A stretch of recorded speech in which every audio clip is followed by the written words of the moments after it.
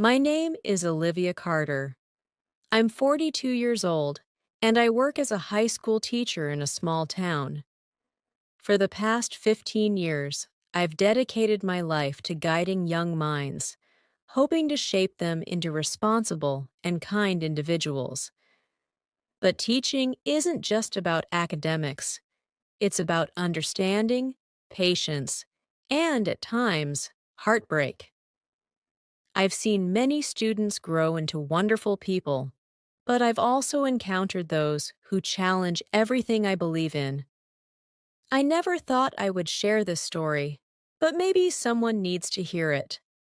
Maybe another teacher, a struggling parent, or even a young person who doesn't realize the impact of their actions. It all started 5 years ago when a new group of students entered my class. I had taught difficult students before, but this group was different. They weren't just rebellious or mischievous, they were cruel, manipulative, and lacked any sense of empathy. They didn't respect authority, laughed in the face of discipline, and seemed to take pleasure in hurting others. At first, I thought they were just troubled kids acting out. But as time went on, I realized that some of them were beyond just being bad students. They were dangerous. One student, Mason, was the leader of the group. He was only 15, but he had the confidence and arrogance of someone much older. He manipulated his classmates, turned them against each other, and made life miserable for anyone who got in his way. His parents, wealthy and influential, believed he could do no wrong. Then there was Jake, who had been expelled from 2 schools before landing in mine. He had a history of bullying, vandalism, and even rumors of theft. His eyes held no remorse, no fear, only amusement when he saw others suffer. The girls in the group, Brianna and Lily, were no better. They thrived on gossip, humiliation, and tearing others down. They would spread rumors so vile that students would break down in tears, begging them to stop. But they never did. They enjoyed the power too much. I tried everything, talking to them, understanding their backgrounds, involving parents, and even disciplinary actions. Nothing worked. Their cruelty only escalated. One day, a quiet, kind-hearted boy named Ethan became their target. He was a straight-A student, never caused trouble, and always helped others. But Mason and his group decided that he was too perfect. They tormented him relentlessly, stealing his homework, destroying his books, and making sure he had no peace. Ethan's breaking point came when they spread a false rumor about his family, something so horrible that he stopped coming to school. His mother came to me, her eyes filled with tears, asking why we hadn't done more to stop it. I had no answer. I had tried, but nothing had worked. One night, after months of torment, Ethan tried to take his own life. That was the moment everything changed. The school launched an investigation. Parents got involved, and suddenly, Mason's parents could no longer protect him. The truth came out. The videos of their bullying, the evidence of their cruel messages, all of it surfaced. But the saddest part? Even when they were caught, none of them showed any real remorse. Mason smirked through the meetings, Jake laughed, and Brianna and Lily rolled their eyes, claiming Ethan was too sensitive. They didn't care about what they had done. I left the school a year later, exhausted and heartbroken. I still teach, but I carry the weight of that experience with me every day. Some children aren't just bad. They are broken in ways we may never understand. And sometimes, no matter how much you try, You can't fix them. Life after leaving that school wasn't easy. The memories of those students haunted me, especially Ethan's pain. I often wondered how he was doing, if he had found peace, if he had been able to move past what happened to him. I blamed myself for not doing more, even though I knew, deep down, that I had tried everything I could. I took a job at a different school in another town, hoping for a fresh start. The students here were different. Some were difficult, yes, but none carried the same cold-hearted cruelty that I had witnessed before. Teaching became enjoyable again, but I had become more cautious, more aware of warning signs, more involved in students' emotional well-being. Then, one day, my past caught up with me. I was at a local cafe, grading papers, when I heard someone say my name.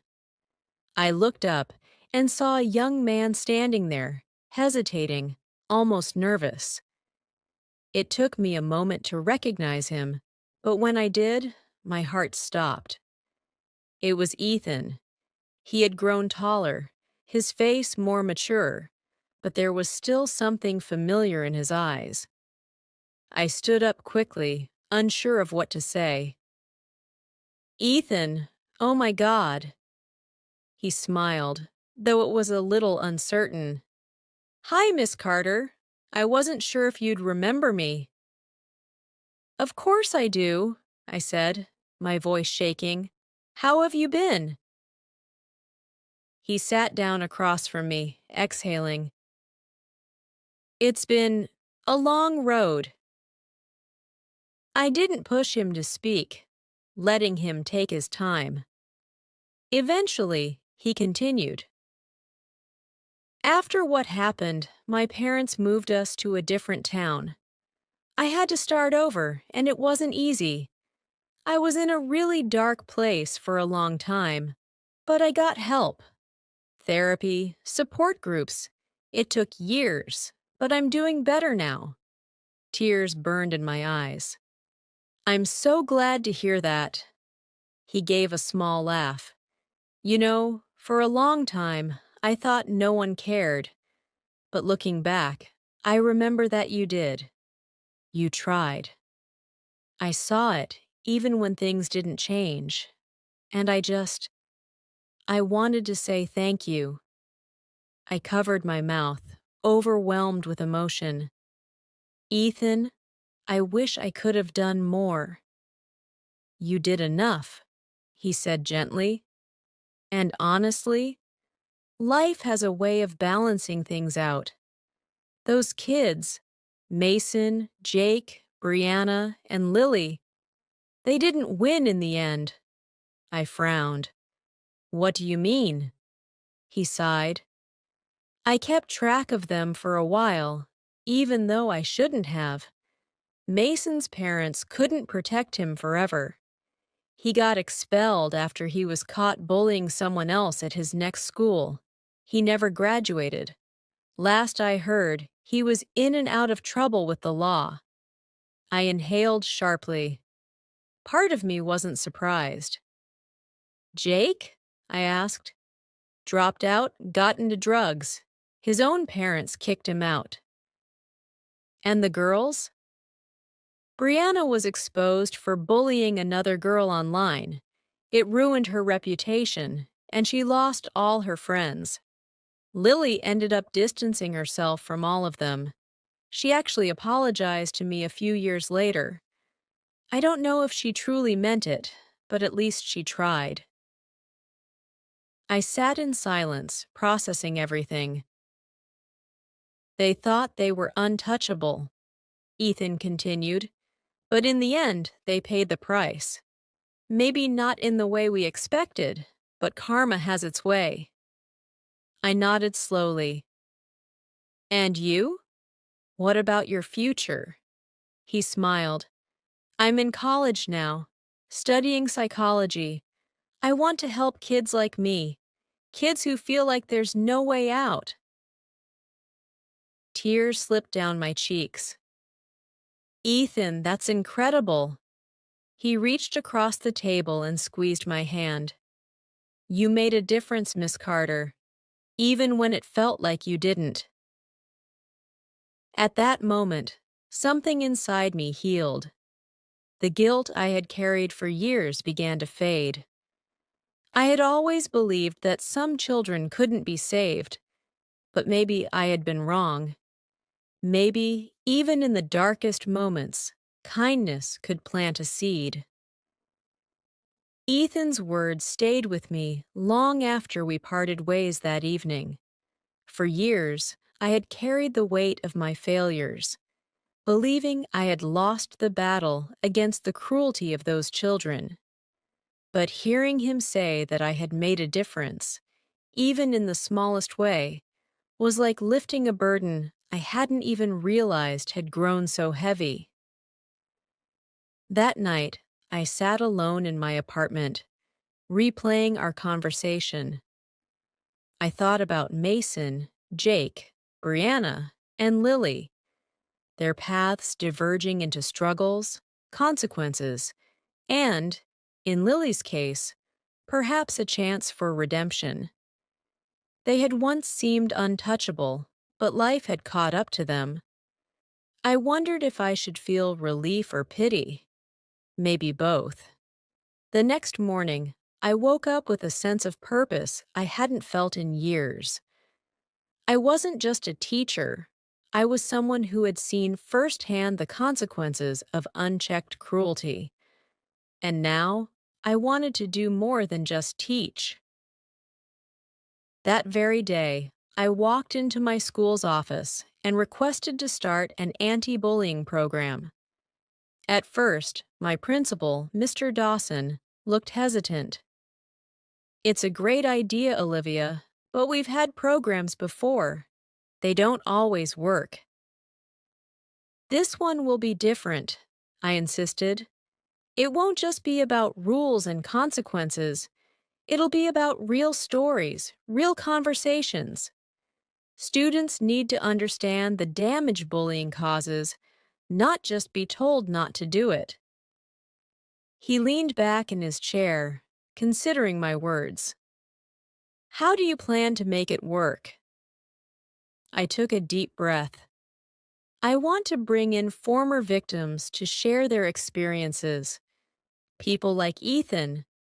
I want to show students what happens when words and actions go too far. And I want to offer support, not just to the victims, but to the bullies too. Some of them are lost, and if we reach them early enough, maybe we can change their path before it's too late. Mr. Dawson studied me for a long moment before nodding. All right, you've got my approval. Let's see what you can do. That was the beginning of something new. I reached out to Ethan, telling him about my plan. He was hesitant at first, but eventually agreed. If my story can help even one kid, then I'll do it. A month later, he stood before a packed auditorium of students, faculty, and even some parents. He shared everything, his pain, his darkest moments, and his journey to healing. You could hear a pin drop in the room as he spoke. Some students looked uncomfortable, others ashamed, and a few even wiped away tears. When he finished, there was silence. Then one student, a quiet boy who rarely spoke in class, stood up and said, "That happened to me too."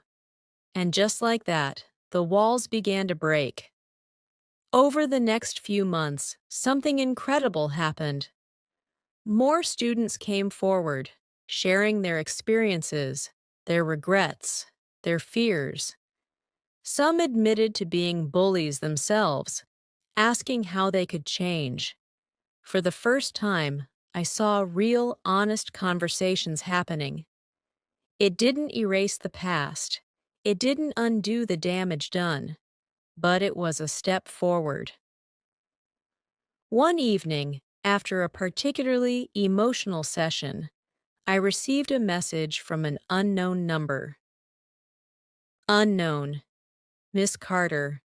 I don't know if you remember me, but I was wrong. I see that now. I'm sorry. I stared at the message for a long time before finally typing back. Me. Who is this? A moment later, the reply came. Unknown. Lily. I felt my breath catch. Of all the students from my past, she had been the last one I expected to hear from. Me. Lily. Why now? Lily. Because I saw Ethan's story. I saw what we did to him. I can't change the past, but I don't want to be that person anymore. I didn't know what to say. Part of me wanted to be angry, to tell her it was too late, but another part of me, the part that had spent years hoping for even one of them to change, felt something else. Hope. Me. People can change, Lily. But real change takes action, not just words. Lily, I know, I want to help. Tell me what I can do. I stared at the screen, then slowly smiled. Lily's message lingered in my mind for days. I had spent so many years wishing that at least one of them, Mason, Jake, Brianna, or Lily, would realize the weight of their actions. And now, here she was, reaching out, asking how to make things right. But could people really change? I had spent my life believing that kindness could transform even the worst hearts. But deep inside, I still carried doubt. Was Lily truly remorseful, or was this just another act? After a few days of thinking, I finally replied, Me. If you really want to help, come to the next session. Listen, learn, see what your actions did. I wasn't sure if she would come, but she did. The next week, as Ethan and I prepared for another student support meeting, I saw her standing outside the auditorium doors.